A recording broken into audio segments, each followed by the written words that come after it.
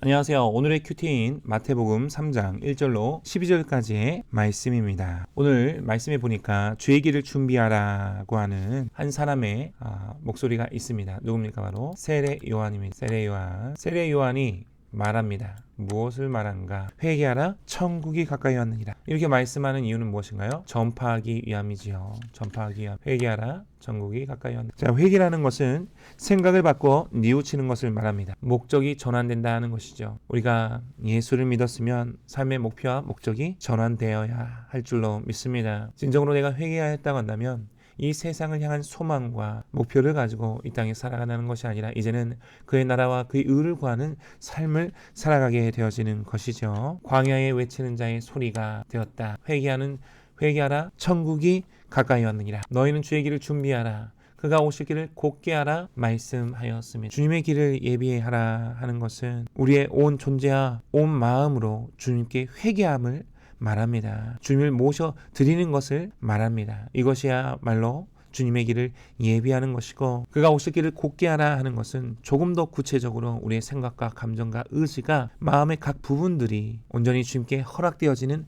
그것을 말합니다. 우리가 날마다 주님의 길을 준비하길 바랍니다. 날마다 그가 오실 길을 곧게 하는 은혜가 있기를 바랍니다. 또한 이 요한은 낙타털 옷을 입었고 허리에 가죽띠를 띠고 음식은 메뚜기와 석청을 먹었습니다. 요한이요, 제사장으로 태어난 사람입니다. 원래 세마포로 만들어진 제사장의 의복을 입어야 하는 사람입니다. 그리고 제사장만 먹을 수 있는 그런 음식을 먹어야 합니다. 그러나 이 요한은 전혀 다르게 행동하였죠. 낙타털 옷을 입었고 허리에 가죽띠를 띠었고 메뚜기와 야생꿀을 먹었다 하는 것입니다. 종교적인 어떠한 규정과 원리를 따른 것이 아니죠. 왜냐하면 낙타는 레위기에서 보면 부정한 것으로 여겨지는 것입니다. 그리고 요한은 도시에서 살지 않고 광야에서 살았습니다. 구약의 것을 이제 버려버리고 신약의 새로운 복음을 온전히 소개하기 위해서 이러한 옷과 또한 음식을 그리고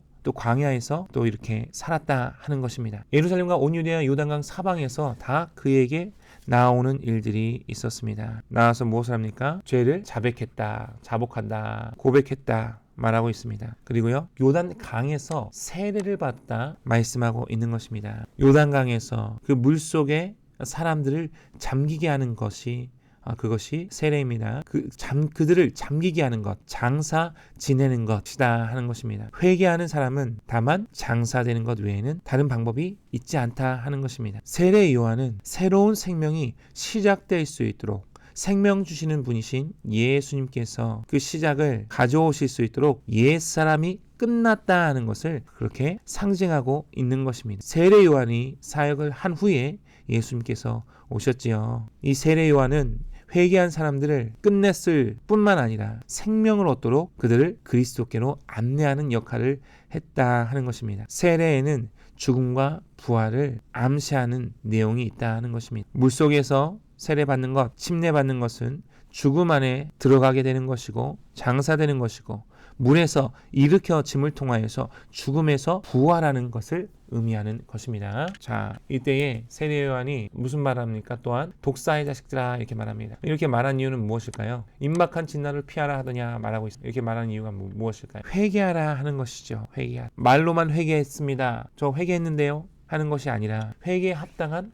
열매를 분명하게 맺어야 할 것을 강력하게 주장하고 있는 것입니다. 그 당시에 유대인들이 율법학자들이 자랑했던 건 우리 조상 아브라함이야. 아브라함이 그들의 의가 되었고 자랑이 되었습니다. 그 아브라함 자랑하지 말고 진짜 회개를 해라 말씀하고 있는 것이죠. 좋은 열매를 맺는 것이야말로 회개에 합당한 열매를 맺는 것이다 하는 것입니다. 이 회개에 합당한 열매를 맺지 못하면 어떻게 됩니까? 찍혀 불에 던져질 것을 말합니다. 이렇게 회개하기 위해서 물로 세례를 베푸는 세례 요한이 있고, 또한 그가 주님의 길을 예비하셨고 그 주님이 오셔서는 성령과 불로 세례를 베푸신다 하는 것입니다. 죄를 자복케 하는 세례를 주는 세례 요한, 그리고 죄를 깨끗게 하며 이제는 전혀 새로운 삶, 하나님의 나라와 하나님의 영광을 위한 삶을 살 수 있도록 불세례를 주시는 예수님이 나오신다 하는 것입니다. 회개에 합당한 열매를 맺는 알곡들은 곳간에 들이게 되어지고 쭉정이들은 영원한 불못에서 태움을 당한다 하는 말씀으로